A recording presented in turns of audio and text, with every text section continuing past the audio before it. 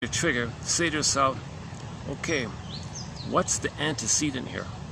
What's the antecedent? That's the key word. What's the antecedent? There's an antecedent here. There's an antecedent here. There's something in the past involved here. Now, the main thing, of course, is the memory of the past coming to you. Okay, all that fear like that, it's through the body. So when you trigger, it's visceral, right? Heart palpitation, shallow breathing, tense up, hyper alert, because you're in stress mode, right? So if you're angry, that means when you were a baby, you were angry because mother said no too much, you know, and that was the stress on your identity. And then, and when your need is blocked, that leads to stress, and stress builds up finally can lead to anger. So that old anger of all the mothers knows from the past might be coming. So that could be the antecedent. So in the present, you want to do something, someone says, sorry, not a big can. I'm not interested. You can't do it or something. Okay, well, that might bring up the anger in the nursery when mother said all these no's. So whenever you're triggered, just think about and reflect on the idea that there's some kind of antecedent involved.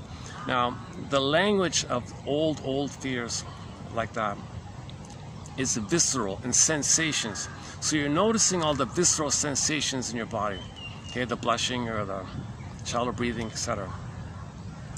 Okay, so you're noticing them, and you're noticing at the same time there's an antecedent, and you're noticing that something in the present was triggering it. So just have those three things in mind at the same time. Trigger, past comes up, and the physiology, like that. Again, part 2 was as an option, a little question mark here. Someone has the theory that there's a thing called the energetic heart intelligence, that just a few inches in front of your chest, center of your chest, there's a kind of energy there called the energetic heart, the chakra, the heart energy. So just imagine that you're going to breathe through that imaginary space there. So just like your inhale and exhale, it's through there.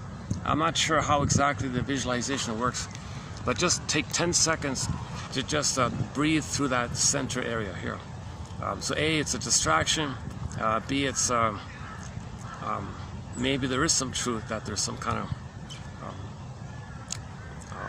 of way to align your energy so you're calmer. So you distract, so it's calmer. Your energy's there, so maybe things are calmer. And then when you're calmer, you can think more reasonably. So now when you can think more reasonably, part 3 of 3 is, imagine around you the entire animal kingdom, the lions and the giraffes and the birds and